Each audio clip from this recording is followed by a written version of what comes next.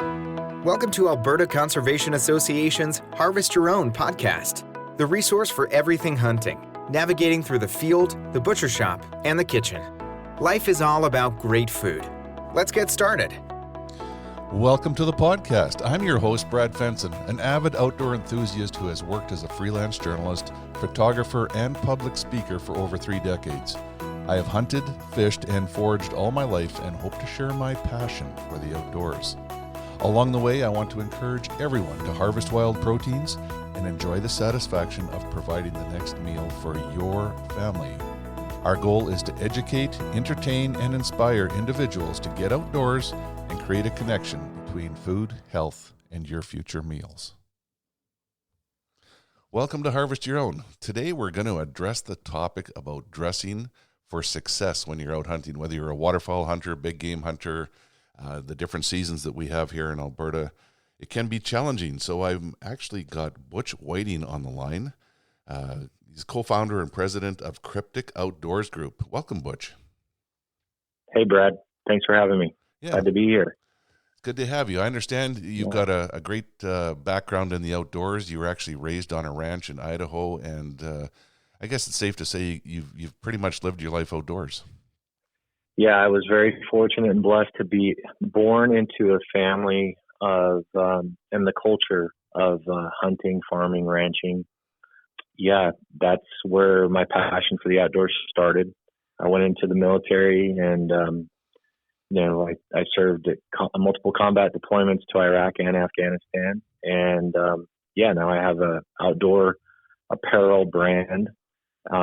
We've been in business for about 12 years now and got a lot of blessings out of that and been able to hunt all over the world in various conditions and times of the year, and really kind of fused my passion and love for hunting with a brand. And so I've been very, very blessed.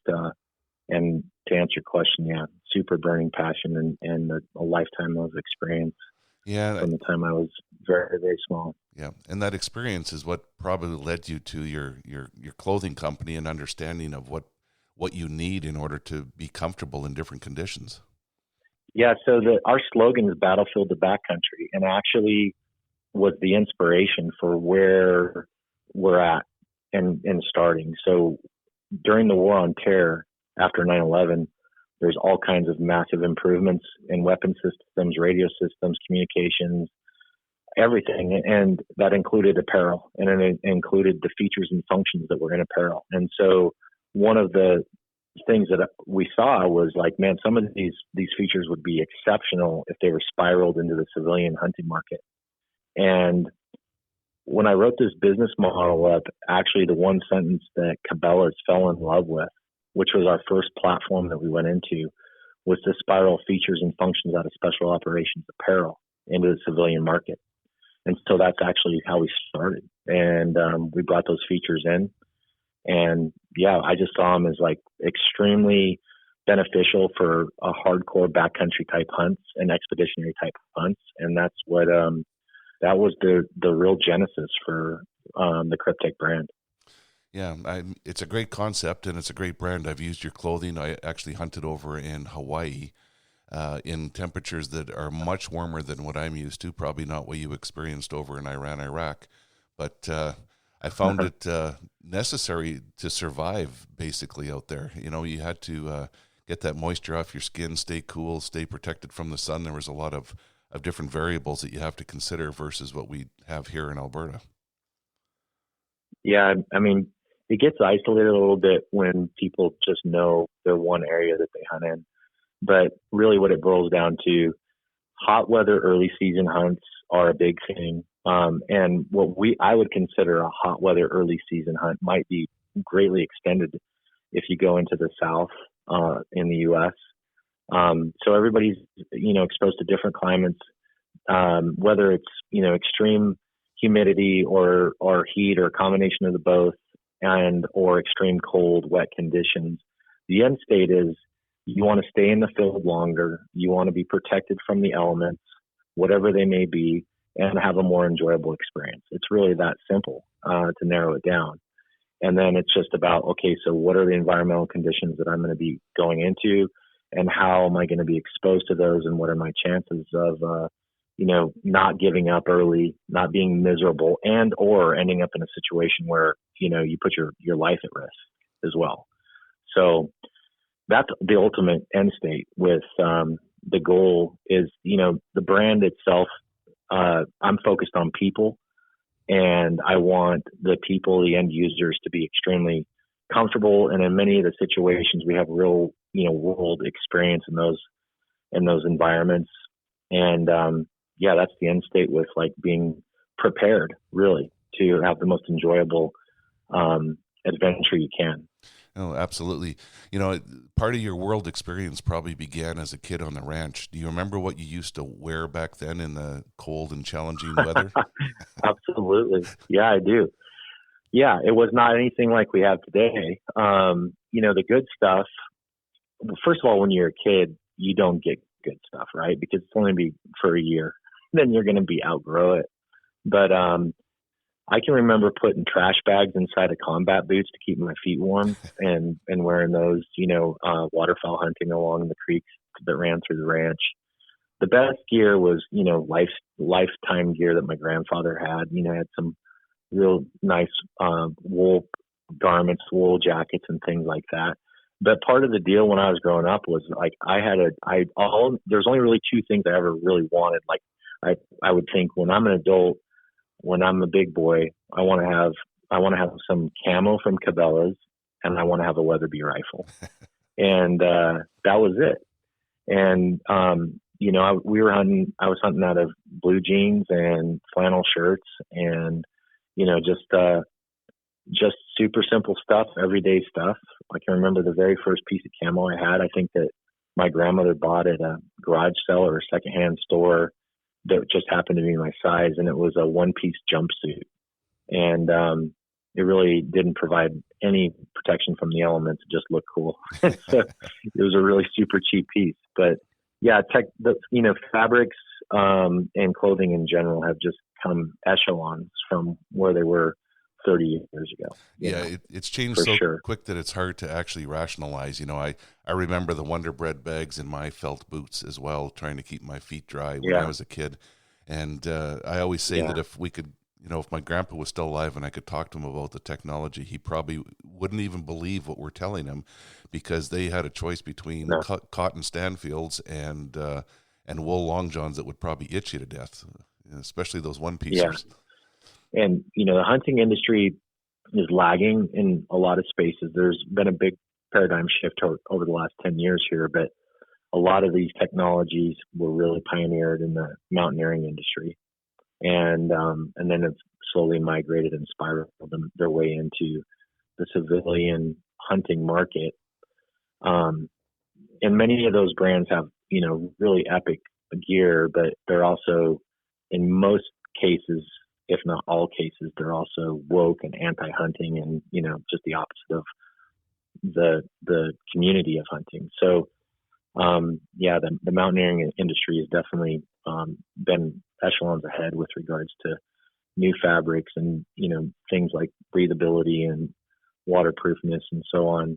But they don't necessarily stand for the same things that the hunting community does.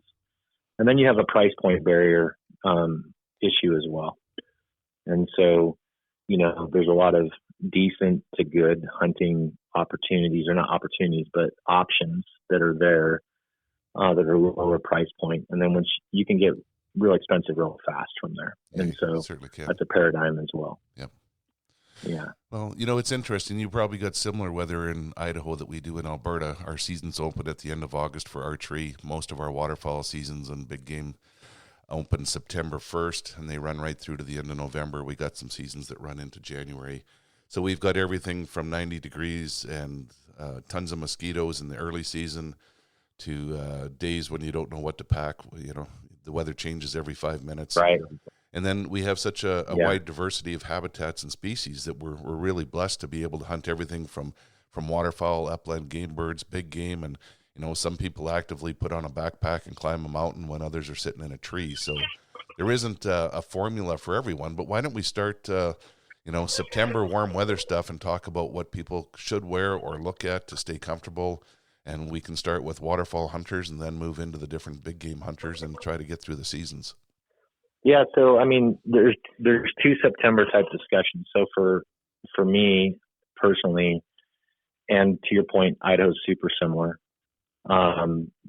is that when you're big game hunting, it's usually chilly in the morning here, chilly in the evening just before dark, but it gets warm really quick. And so you might have a day that starts off and maybe it's chilly, like 55 degrees. It feels much cooler when you're than that. But just the ability to layer up and layer down. That's like a real super lightweight kit. I'm a huge fan of layering, but I'm also an aerobic type hunter when I'm chasing elk especially.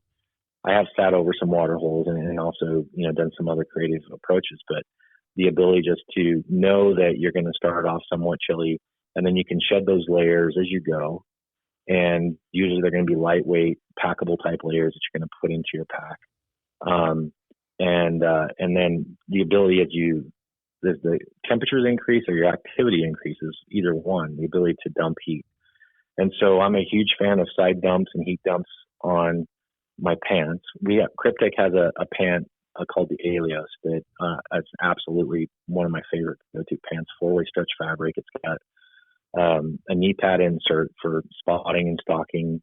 But the biggest feature that I love about that is the ability to dump heat on the side. So it's almost like you're wearing a pair of shorts with still the protection of like a Shap type fit on your pants as you're going through the brush.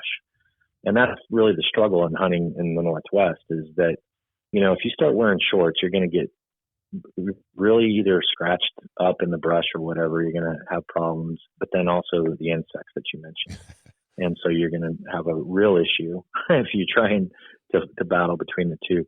I'm not a real big fan of the zip off type pant just because of that various reason, even though it's the same principle, right? You're going to wear them when you need to beat brush and protect your legs, but then when you just want to be cooler, you can, zip the leg off. But the side vent pocket is a big must for me. With regards to the waterfowl portion of it, like teal hunting, if you're in waders, hopefully you're a little bit cooled off. You're spending some time in the water, but it's almost the same thing. Like the base layer, I think needs to be lightweight, moisture wicking, breathable, but then you're going to want to have, a warmer garment on that you can shed quickly as your activity increases or the temperature increases, one of the two. But that's really the end state is like the ability to just shed layers if needed.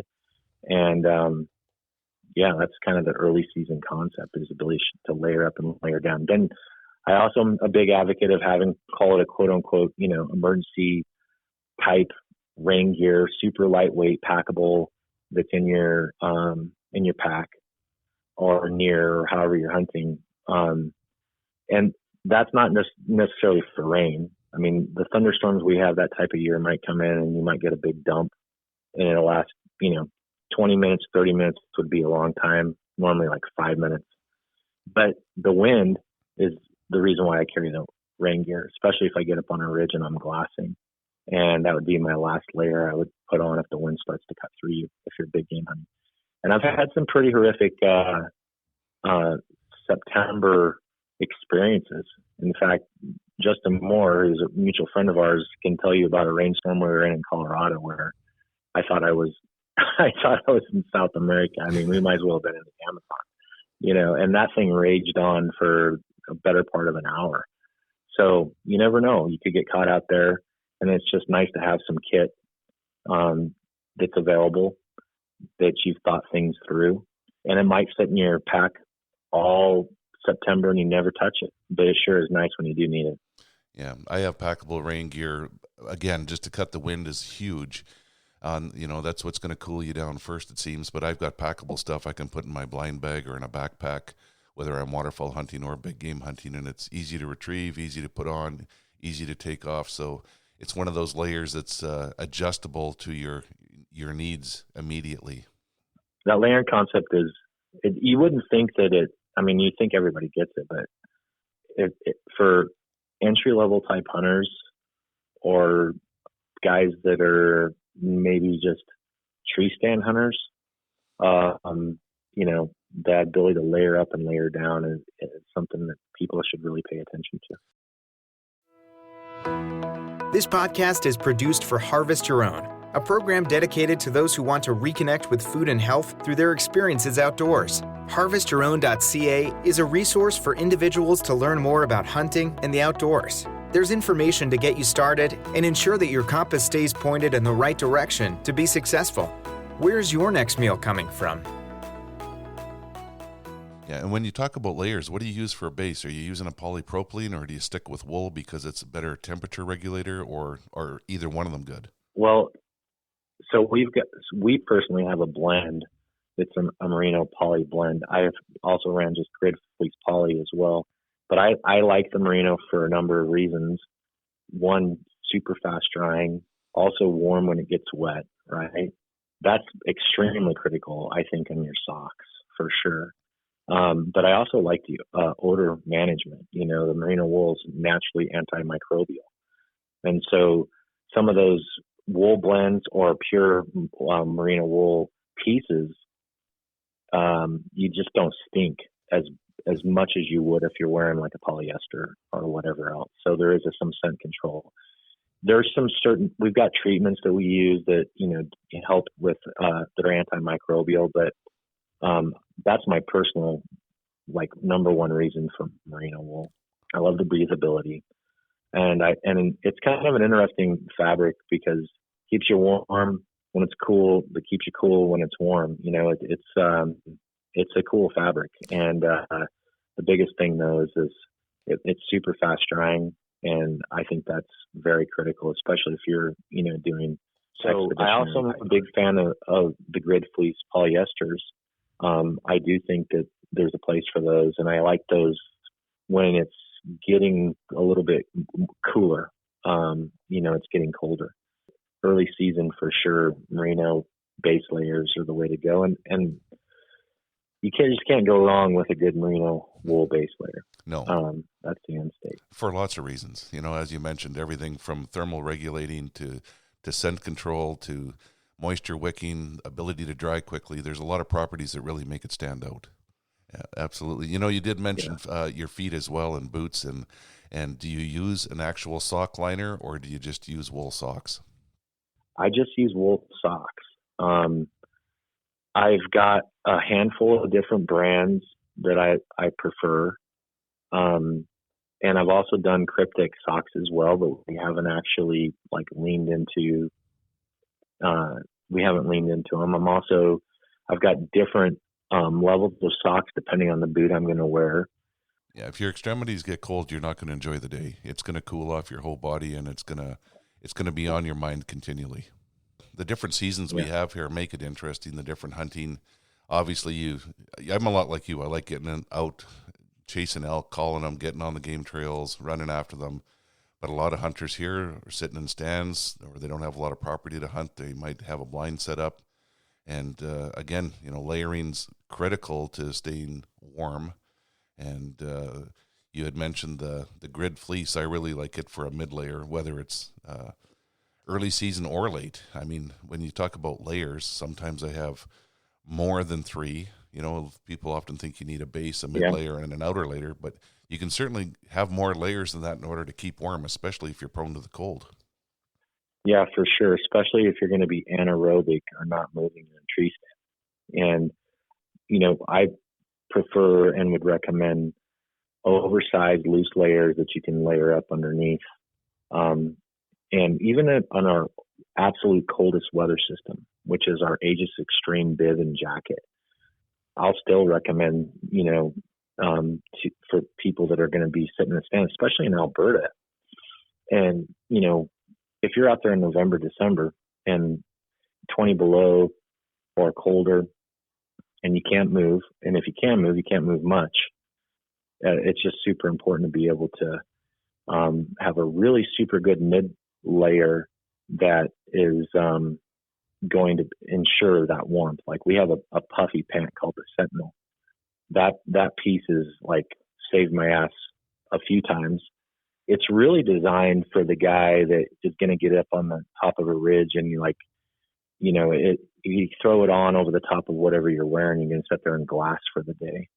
But I found that it's also extremely handy when you're sitting in a blind, or you're sitting in a stand. And the blind at least is cutting the wind a little bit, if you're in a box blind or something. Stand hunting can be really brutal if you're out there and you're just completely exposed to whatever elements, whatever Mother Nature's throwing at you. Yeah, I think a lot of people are familiar with a puffy vest or even a jacket, but puffy pants are a game changer.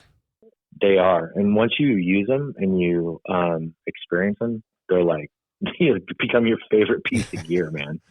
Like, honestly, like they'll change a experience really quick. And I've had different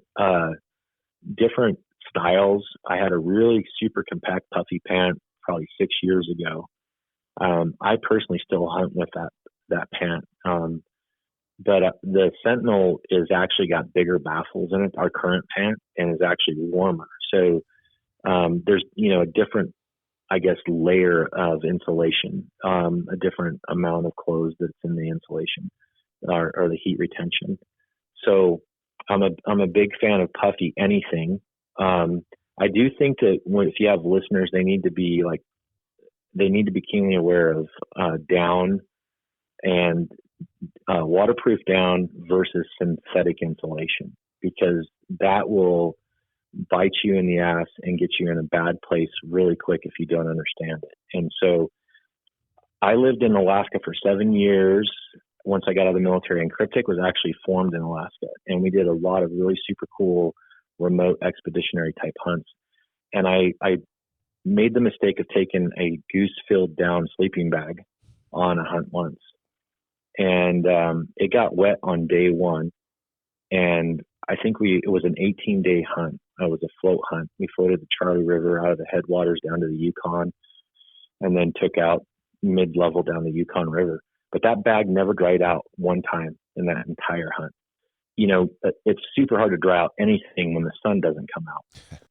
Even when the sun comes out, it's hard to get those garments back to where they're fully functional. So DWR treated waterproof down's been the rage. I'm telling you, synthetic insulation is still like the fell-proof way to go, because even when it gets wet, it's still going to keep you warm, and it's going to dry super quick, because the only thing that you're drying out of that is, if there is some water in the baffles on the inside, it'll work its way out just off of gravity really fast. But goose down is similar to like cottons, right? Like cotton, the slogan "Cotton kills." Like if you're hunting a pair of blue jeans, if you just have a normal down, it will clump. That down will get wet. It'll clump to the bottom of the baffle, and you'll have a super hard time actually getting it dry until you get back home and you can put it into a dryer and actually run it through a cycle. Right. You probably never get it dry while you're out in the field. It'd be nearly impossible. No. It's interesting, the synthetics, I found the best way to dry them if you're in the field and you don't have any facilities, you're living out there, is what I call you wear it dry. You use your body heat to push that moisture through the fabric. 100%. And you can actually wear them dry. This podcast was made possible by Alberta Conservation Association and the Harvest Your Own community. If you're interested in harvesting your own food, there's a comprehensive collection of information to gain insight and knowledge. Head to the field, harvest your own protein, prepare it, and taste the results. HarvestYourOwn.ca is a library of information from getting started and geared up to processing, butchering, and cooking wild game to make the connection between health and food. I hunt with some ladies that they love waterfowl hunting and deer hunting and late season elk, but they tend to get cold. They get colder than I do in the field, and it really limits the amount of time they can spend out there. So their question was, what could they do different to prolong their experience and stay out there, or to go that extra mile, or what little trick is there to keep warm? So I've got some solutions and answers to that, because I have the same problem with my wife and daughters. I've been on some hunts with them and their friends where they're tapping out like way sooner than the guys are. And there is something about just the way that they're built where they're not able to stay as warm as you would expect. So the first answer to that is there a way to like hunt and set up the conditions environment to where you can have some protection from the wind, but also allow them to move around like a blind, right? Now that's super hard if you're hunting out of a ground blind and you're kind of exposed, or a lay down blind rather, and you're exposed and birds are coming in fast and furious. And the last thing you want is your daughter or your wife, up running around trying to warm up. But the more they stay active or they can get up and at least move around, I think that's kind of just like, practice, right? Like what can we do to make this hunt as comfortable for everybody involved? Knowing that, you got some folks that aren't going to be, as one. So then the second thing is, either a thermal cloak or a wooby. That's the solution that I have. And so a wooby is a term that the military uses basically for a poncho liner. And we've got some really good woobies that actually Kafari produced in Kryptek Highlander that my girls love. It's basically a blanket is what it is. It's a synthetic insulated blanket. And then a thermal cloak, we did a deal with a brand called SJK, which is a subsidiary of Kelty a few years ago. And that thermal cloak is nothing more than a sleeping bag with no bottom in it, so your feet stick out, and also armholes on the side and a hood. And so what I've found is like it's kind of a similar deal to what you see in cold weather games in the NFL. If you watch the sidelines, those guys will put these great big jackets over the top of their pads, and they're wearing them on the sideline. That's almost kind of like what these woobies and these thermal cloaks are. It's just an oversized additional real nice piece that that they can, use. So for a lack of better terms, as simple and as silly as it sounds, is like a waterproof blanket is what I'm saying. It's that simple. And my daughter is really, really bad with getting cold quick while waterfowl hunting. And so these are just the things that, I've had to do with her. As far as like the individual gear, the next thing in consideration, which is also becoming super popular, and you see a lot more of it, is actually battery powered heated pieces. And it's not real popular yet in called the major hunting brands. There's been a few pieces attempted, and this is what technologies have come a long ways here in this area recently.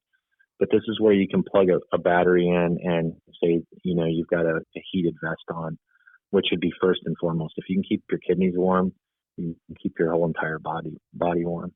And so those are some other options. I've seen some kind of non-branded, I guess, you can call them hunting, but they're just camouflage is all they are, is these battery-powered heated vests and gloves.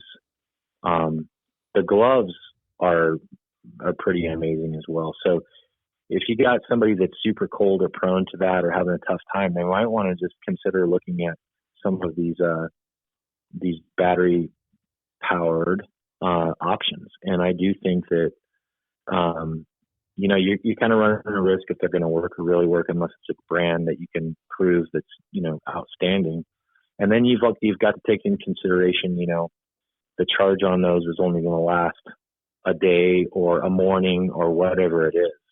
And you're going to have to recharge it. So it's not going to be any good for, hardcore backcountry type hunts. Right. But there's something to be said about, about some of these new technologies that are emerging. And I think that's a solution for your friend that just can't keep warm in the waterfowl blind to take a look at, is either a wooby / thermal cloak and or an actual battery powered heated garment. Yeah, I think those are great ideas. And when it comes to layering to stay warm, I think you need to include your head and your neck and make sure that's all tucked into your base garments to try to keep the heat onto your body. And you mentioned your kidneys, 100%. having bibs that come up Yeah. and cover part of your torso and your kidneys can make a huge difference instead of just wearing pants and an open jacket. So little tricks like that do 100%. add up. Yep, they add up to warmth in the end. Yeah, it's for sure. You lose so much heat out of your head. It's definitely something that you need to take into consideration. And lots of times, women, at least the ones that I hunt with, sometimes they don't want to have anything on their head, and so you have to force it. The problem is that they've got hair long enough to keep their ears warm, and so if their ears are not bothering them and they're warm and their hair's under a baseball cap, they're still losing a ton of heat out the top of their head and off their head. And so a good windproof beanie or stocking caps, super essential for sure. Yeah. The air-activated hand warmers work great too. I like to tell people to put them in the cuff of their jacket, not hold them in their hand. Warm the blood flow going into your extremities, and it makes a big deal. They now have body warmers where you can actually put them on your kidneys and one on your chest. And boy, again, you keep that torso warm, and it really helps to radiate out and keep the rest of your body warm. And you can also get the toe warmers to put in your boots. Now, the key to those is to make sure you activate them like an hour before you go out. Make sure they're warm and they're actually working and they can breathe and get the air to get started before you need it. Don't wait until you need it to activate them and try to use them. Yeah, that's a really good point. My wife and daughters, they go through those like crazy on super cold hunts. Yeah. And then the other thing too is just like warm liquids, whether it's coffee or tea or something like that. That's always nice, especially waterfowl hunting. Yeah, keep yourself warm from the inside out. One last question for you. How important is camouflage versus solids? So camouflage is a super interesting discussion, and we've got a mass amount of experience in this space. So Kryptek developed its camouflage specifically for the U.S. military, and then we spiraled it into the civilian hunting market. And so the first answer to your question is functionality, right? How important is camo for functionality? Well, when you're going against a near-peer competitor and you're on the military side, it's extremely important because you're actually, trying to conceal from somebody who's trying to kill you. And there's other factors there like identify friend or foe, so you know who the good guys are and who the bad guys are and all that. There's the aspect of the psychology of esprit de corps, morale, all those things. But functionality is first and foremost. Then you get into the hunting aspect. And so there are what I call tier one undulants that have exceptional eyesight. For sure, antelope is one of those.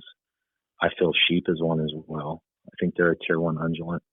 And as you start to come down, I think that concealment is important depending on how you're hunting, especially if you're bow hunting. Anything that you can do that's going to enhance the probability of your success is important. But, I would say odor control is probably more important than your actual, concealment. The big line of delineation, though, on hunting is when you get into waterfowl and turkeys. And in both of those cases, concealment and camouflage is extremely important. And you're talking about species whose existence depends on their eyesight. And so if you can defeat waterfowl and or turkeys, then that in camo is extremely, extremely important. And that's the true test of good camouflage. Now, there's also practice, like, movement's a huge one. Are you keeping the area around your blind cleaned up from your dispensed ammo and you've got reflection off your brass? And there's all kinds of just good practices. But for sure, it's going to add an enormous amount of probability of success if you have proper camouflage for the proper terrain with good practices. So as far as your question about solids, so there's been some ebbs and flows with regards to like camouflage in the hunting space. Solid is becoming, has been for the last couple of years more and more important, especially in pants. So there's a interesting psychology around camouflage and hunting. The functionality aspect is first and foremost. Is it going to improve your chances of success? Camouflage is just a paint job. What matters is what's the paint job on. How good is the gear that's underneath the paint job? It doesn't matter how great the camo is if you're freezing cold or if you're so hot you can't stand it or whatever the case is. The clothing's got to perform first and foremost, and then camouflage is a paint job after that. I have seen some amazing and had some amazing experiences hunting where I've had elk, antelope, pretty much everything just come right up and I've been completely concealed with no cover in front of me. And granted, I wasn't drawing my bow, I wasn't moving, but I know our camouflage works because of firsthand experience, not only my own, but then feedback from outfitters, guides, stuff like that. So I think it's a balance between the two. I honestly think there's a lot of really great animals have been taken in red plaid shirts and blue jeans. But I do also know that there is definitely some advantages to be had depending on, what you're hunting, where you're hunting, and how you're hunting. Yeah, I agree that it can be a technical advantage when you have the right camo and in the right situation with the right species. Like you mentioned with waterfowl, I think if you have a solid, especially a brighter color, you're looking for a disaster. So there's the time and a place 100%. For everything. Yeah. Solids, though, are definitely multi-purpose, right? That's the end state. And guys that are outdoorsmen and hunters, that resonates with the majority of them, especially if they're experienced, is having multi-purpose gear. Right. Well, I think you've helped decode a lot of this information for clothing and had some great advice in terms of how to dress for success in the outdoors, no matter what pursuits you're after, what the season is or the species. So I want to thank you for your time and your expertise, and I hope someday I get to meet you in the field somewhere. I hope it's in Alberta on a bighorn sheep hunt. Yeah. That would be fantastic. Well, you're very welcome. Hopefully there was some value for your listeners. And if they have any questions, we're more than happy to answer them. If they want to send an email to our customer service at Kryptek, and we would be happy to answer any questions or help with anything that they might have. No, that's a great resource. Thank you very much.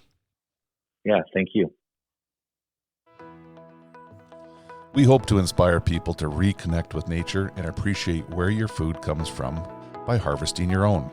For more information on getting started or to learn specifics about the Field to Fork experience, visit harvestyourown.ca and follow on Facebook and Instagram. Check back often for new material, recipes, and videos that are posted regularly. Please subscribe to Harvest Your Own podcast and take the time to rate and review the show to help us build a dedicated core of passionate hunters as our regular audience. Until next time, embrace the outdoors and all it has to offer. Thanks for joining us.